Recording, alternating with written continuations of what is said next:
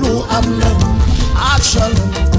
yaa nga ca kanam. salaamaaleykum waa HLM ñu ngi nuyu ñëpp di gërëm ñëpp di sant ñëpp HLM Info ñëwaat ci beneen fànn ñu ne woon duñu wax lu jëm ci élection yi ba élection yi jeex waaye actualité dab ñu question bu ñëpp di posé wu biir HLM Ousmane Touré Coppé lan moo tax mu dem Benno te waxoon ni musul ànd ak Macky Sall ci local yi loolu nag di question boo xam ne HLM ñëpp koy posé wu tey HLM Info ñëwoon sol ay dàllam waa ci invitation Ousmane Touré ñëwoon ne dinañ waxtaan ak moom mu wax ñu lan moo waral loolu ak lan lay xaar ci dem boobu mu dem. Top, c'est parti. Ousmane Touré Coppé ñu ngi lay nuyu. maa ngi lay nuyu. di la ziar di nuyu waa HLM yëpp internautes yi ak ñi nga xam ne ñi ngi connecté wu ci réseaux sociaux yi. ñëpp xam la ci Ousmane Touré Coppé président association Déclic waaye tey dafa mel ni dafa xaw a spécial tey boo doon présenté wu tey nooy présenté woo. dama naan Ousmane Touré membre de la coalition Benno Bokk Yaakaar en direction des élections législatives du 31 juillet 2022. ci local yi ñu bari ne Ousmane Touré dafa ànd ak Macky Sall nga weddi ko ba tëdd ci suuf waaye am na ñu ko gëmul woon ñenn ñi dem ba ne tey de jox nañu dëgg ñu bëggoon xam lu tax wuy ji bi. waaw loolu dafa jar a leeral d'abord bëgg rek wax ne sama aqulaay taala barki alquran ba may dem élection locale xaw ma Macky Sall ni d'Adam ni d'Ève bokkuma woon coalition Benno Bokk Yaakaar nekkuma woon tam candidat apparent ou caché de qui que ce soit man maa tànn ne damay dem dans une liste boo xam ne coalition communautaire lay doon coalition communautaire nag bëri noonu ay sensibilité te ba ma ciy dem ci turu société civile laa demee ba fii may toog di wax ak yow bokkuma ci parti politique dama dugg ci coalition Benno Bokk Yaakaar ànd ak sama mouvement te tam lu tax ma dugg fa élection yi ba mu jeexee sur les 13 candidats man maa jël deuxième coalition Yewwi Askan Wi raw ma waxtaan ak sama njaboot ñu ne ma comme que élection mairie moo la taxoon jóg loolu weesu na dañu bëgg nga toog consacré wu à ta famille parce que ñun tam soxla nañ la ma toog ñetti fan waa coalition Benno Bokk Yaakaar def délégation seet si ma te ñun dañuy yebal ci yow pour que ñu tàllal la loxo donte ne nekkoon nañu ay adversaires pendant les élections locales ñu invité la nga ñëw ànd ak ñun. foofu dama fay ñaan benn pause bu ndaw boo nee waa coalition Benno Bokk Yaakaar ñëpp xam nañ ni sa ennemi juré wala ki nga doon joganteel ci bi élection locale yi muy Pape Seck ancien maire moom moo la seet si woon wala ñeneen ñee la seet si. délégation bi mën naa lim ñi ki ñëwoon mais dama bëgg rek préciser que Pape Seck c'était pas mon ennemi on était adversaires sama goro la sama dëkkandoo la on avait des sensibilités politiques différentes on s'est retrouvés sur le terrain politique dans le cadre des joutes électorales vers les élections municipales loolu ba mu weesu na tey on est redevenu de bons voisins de grands amis nekk na sax ci ñi nga xam ne ñu ngi may xelal parce que yàlla may na ko expérience politique bu ma amul man parce que dama soog a dugg sur le terrain politique di ko ci remercier au passage donc délégation bi jour boobu moom dafa amoon empêchement mais doyen Maïga Jaraaf Ndaw madame le maire Fatmata Diouf Lalla Aïcha Mariétou Cissé Calabas am na keneen dama fàtte kan la ci ñoom ñoo def délégation ñëw au nom de la coalition Benno Bokk Yaakaar bi ñu ñëwee seet si ma quelques jours après le ministre d'État Augustin Tine woo ma ak le ministre Bassir Sarr ak troisième bi nu mu tudd damay fàtte turam ne dañ ma soxla parce que dañ leen yónni si man président moo leen yónni pour wax ak ñoom ba loolu amee dama ne leen may leen ma man dama décidé woon damay bàyyi mais comme que woo ngeen ma naa woo ñi nga xam ne ñoom laa seqaloon mouvement Déclic laaj leen luñ ci xalaat ma woo mouvement des jeunes dajale leen ñoom ñëpp ne leen lii ak lii moo am jeunes yi fa nekkoon yëpp à l'unanimité ne moom président moomatoo sa bopp HLM dañ la yaakaar dañ lay ñaan ndax xam nañ ne foo mënti dem tam doo fàtte HLM te comme que ñoom dañ la soxla dañ lay ñaan nga dem waxtaan ak ñoom. Le lendemain ma dajale le mouvement des femmes ma posé leen la même question ne leen ñii ñoo ma seet si dañu bëgg ma ànd ak ñoom lan ngeen ci xalaat li xale yi wax à 98% des femmes présentes ñoom ñëpp elles ont tenu le même langage que les jeunes. demal opportunité la pour HLM su la yàlla defalee dara nga gestu waa HLM parce que ñun dañ la yaakaar ma dem waxtaan ak sama njaboot ne leen de li ngeen ma digaloon wante waa HLM ñoo ma ñaan pour ma ñëw bañ a bàyyi ma gungewaat leen sama jabar ne moom gis ci inconvénient samay doom ñeen ñi def nii mais finalement on a trouvé un consensus pour ma dem ci laa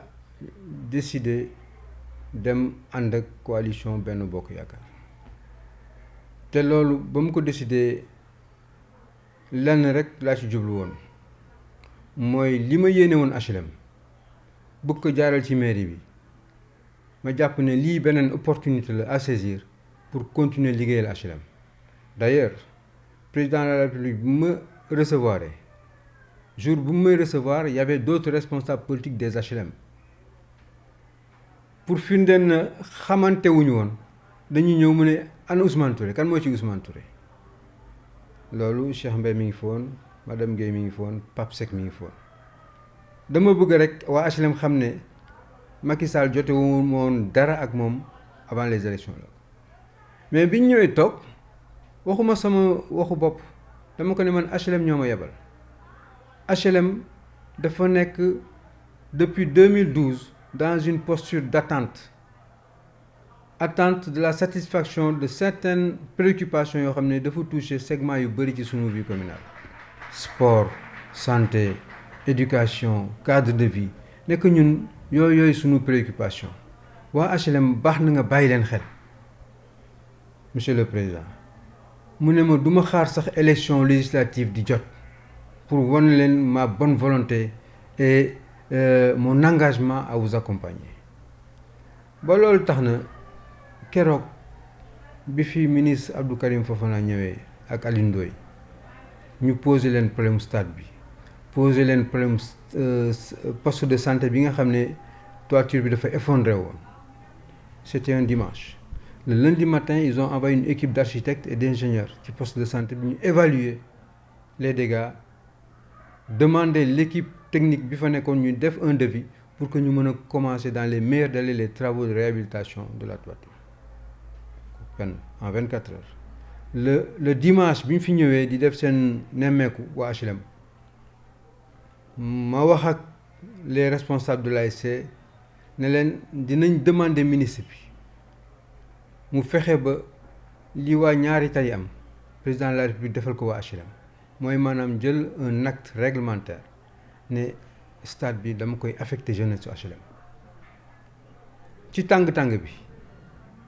buntu kër Hadj Mansour sunu papa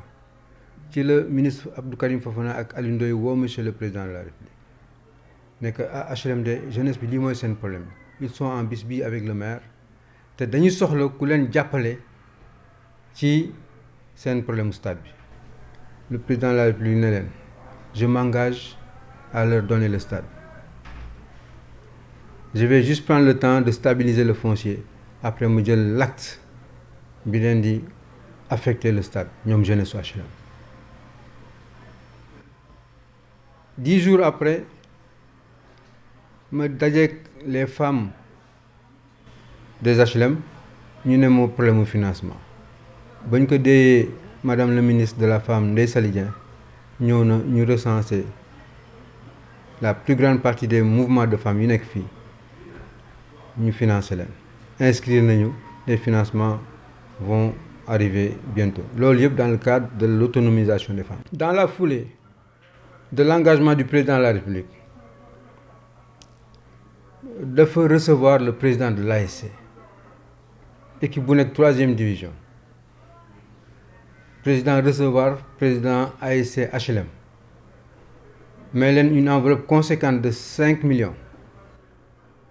ne di def leen di jëndal bus pour seen déplacement parce que équipe bi dafa war a yéeg 2e division réaffirmer son engagement à leur donner le stade donc jeunesse HLM yaakaar naa ne